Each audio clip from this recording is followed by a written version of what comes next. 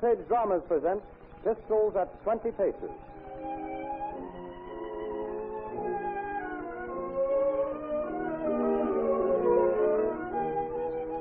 This week's front-page drama, Pistols at 20 Paces, is a dramatization of another of the colorful and dramatic stories to be found in Tales of the California Gold Trail.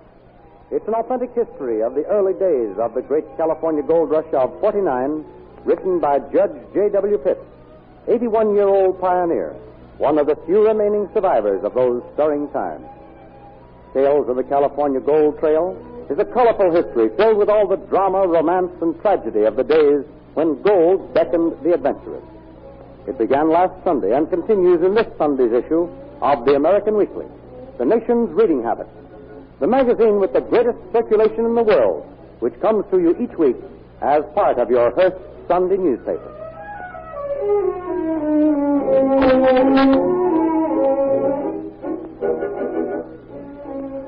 In the gold camp at Sonora, two of the most prominent citizens were two old fire-eating soldiers called the Colonel and the Major, respectively. Both were rather distant toward each other. Not enemies, perhaps, but by no means fast friends. They addressed each other politely but coldly, and the same cool deference shown one to the other was the rule for the rest of the camp's inhabitants. No one took liberties or became unduly familiar with either the Colonel or the Major. Such a course meant only trouble. What started the differences between them, nobody ever found out. But they became involved in a very bitter argument. And one afternoon, the Colonel strode angrily into the office of one of the camp's two doctors. Well, good afternoon, Colonel. What can I do for you? You can do me a great favor, Doctor. Tomorrow morning at sunrise, I'm going to rid this earth of a no-account skunk. And I want you to be present as my second and medical attendant. Not that I am going to need you as the latter, but a duel is a duel, and you've got to observe all the formalities. Wait a minute now. Hold on, Colonel, not so fast. What's this all about? A duel, that's what it is. I'm aiming to put a bullet right into the black heart of that no-account critter that masquerades around here as a major. It's pistols at 20 paces at dawn tomorrow. Now, sir, will you honor me with your presence as second and medical attendant? Why, I'd be glad to, Colonel. Only isn't there any other way to settle your difference with the Major?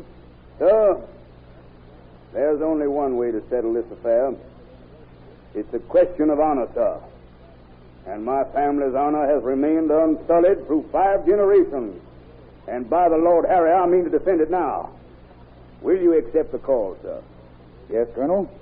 I accept. Thank you, sir. You are a gentleman. I shall expect you at sunrise at Woods Gulch, sir. I'll be there, Colonel. Thank you again. And good day, sir.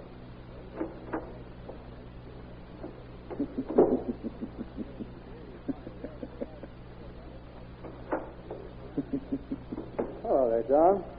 Enjoying a quiet laugh? Yes, I just had a visit from the old warhorse. Oh, I was on the way down to see you. I caught a glimpse of him coming out, so I hid until he'd gone. You see, I'm mixed up in this feud, too. What? You mean you had a call from the Major? Right you are. It's a question of my honor, sir. No man living can question the honor of Well, Bob, did you accept? Oh, I had to. You know how those old fire eaters are. Can't cross them. So I accepted, and when I saw the Colonel paying you a visit, I guessed you were being drafted as second and medical attendant, so, well, I thought I'd come over here and see how we could fix it up. I don't know how. We're so set and determined to go through with it, even if it means bloodshed or worse, or death. But there must be some way to stop it. Yes, and it's up to us to find it.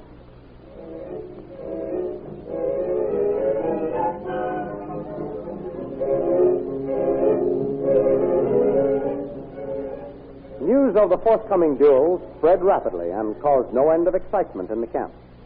The men rather enjoyed the prospect of seeing these two gallant gladiators meeting on the field of honor. But to many of the women in the camp, it was a brutal, cold-blooded, senseless spectacle, and they deputized 2 of the women to call upon the sheriff.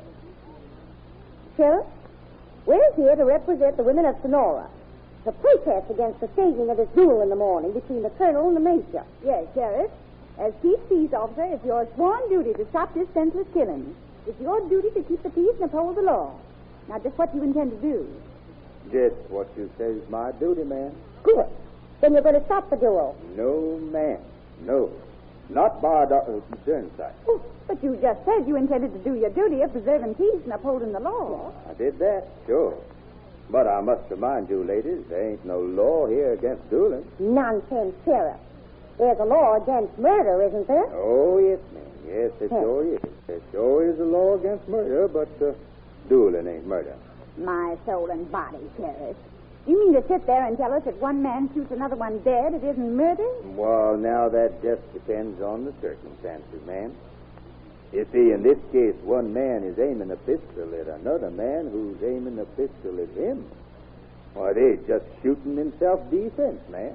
And shooting in self-defense ain't really murder. Oh, well, I never. That's a fine way to interpret the law. Furthermore, ma'am, it's quite liable that neither one of these fellows will get killed. One might just nick the other, and it's more than likely they'll both miss. Tell me, are you or are you not sworn to preserve the peace? I calculate I am, ma'am. Then firing pistols is disturbing the peace. No, ma'am, it ain't. Well, that is, not if they go beyond the limits of the township. And if they don't hold any unlawful assembly or cause to or incite riot or rebellion against the duly constituted authorities, agencies, or officers of the law. And that's your idea of the law. It ain't only my idea, ma'am. It is the law. It's the law as best I can read it. Then you are determined to sit there and do nothing. Just let this unwarranted killing go on undisturbed. Oh, no, ma'am. No, I ain't going to do nothing. I'm aiming to be right there to see everything is carried out in a quiet and orderly fashion. Come along, Alice. We're just wasting our time talking to him. We'll go see the judge. Yes. And remember, Sheriff, you haven't heard the last of this. The women of this town are aroused, and we might take more drastic action. Yes, ma'am. Yes, I reckon you will, and I expect it'll be a right pretty sight. Good afternoon to you all, and thanks for the call.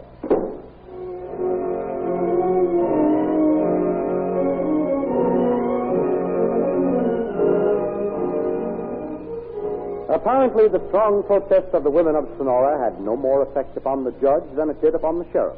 For just as dawn broke over the hills, a little gathering of men met at the appointed place for the duel. The two austere duelists glared at each other in outraged dignity. The seconds withdrew to examine the pistols, and after a lengthy wait, returned and took their places. At last, all was ready. Now, gentlemen, you thoroughly understand the rules. Stand back to back. Good. That's it. No peeking now. Now you march off 20 paces and turn, and I start to count 3. On the third count, you fire. Are you ready, gentlemen? I'm ready, sir. Yes, sir, I'm ready. Ready? March.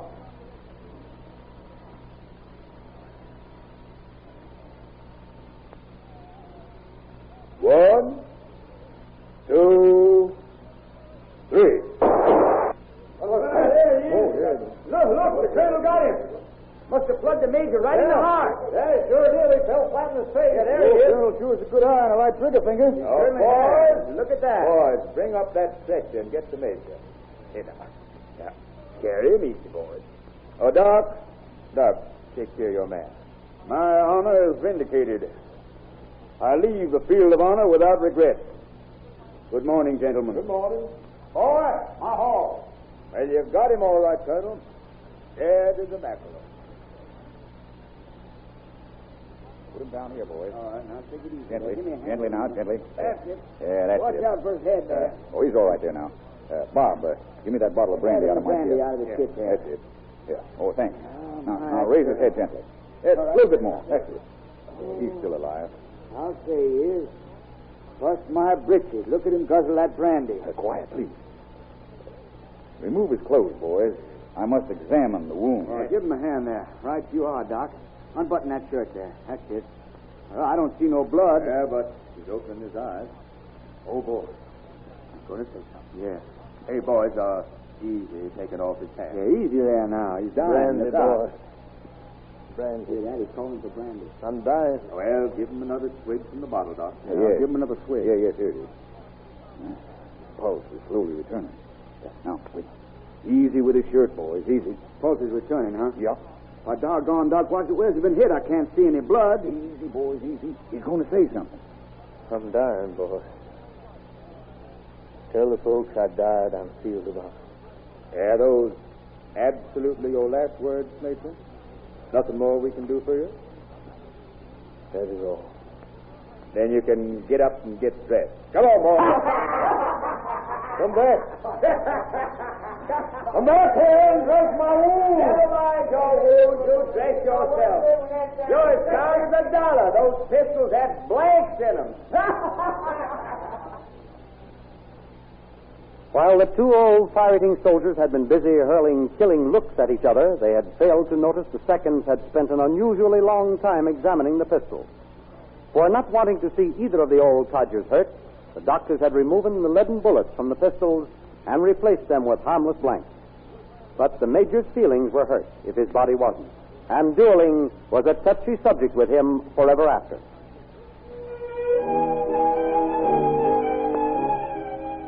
You have just heard the front-page drama entitled Pistols at 20 Paces, a dramatization of one in a series of authentic stories of the California gold rush of '49. These thrilling, romantic, and colorful stories are part of the history of the discovery of gold in California, entitled Tales of the California Gold Trail, written by Judge J.W. Pitt, 81-year-old pioneer, and one of the few remaining survivors of the old 49ers.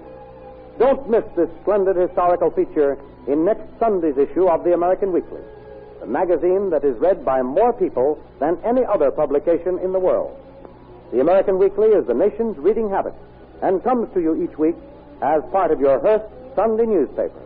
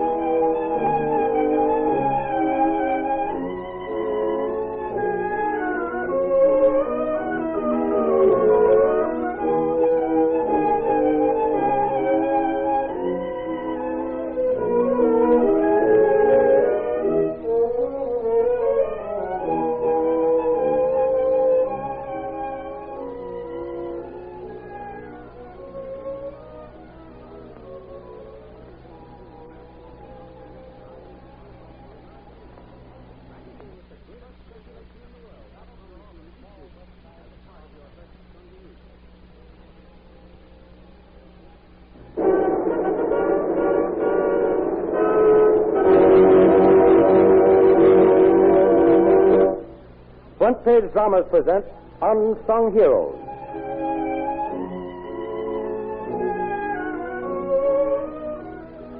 This week's Front Page drama, Unsung Heroes, is a dramatization of one in a series of heroic incidents portrayed in a feature article entitled Men Who Made Delivering Milk a Hero's Job, to be found in next Sunday's issue of the American Weekly, the magazine with the greatest circulation in the world, which comes to you each week as part of your Hearst Sunday newspaper.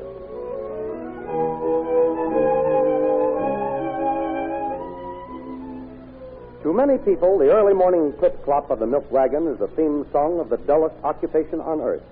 But hundreds of milkmen have proven that the seeming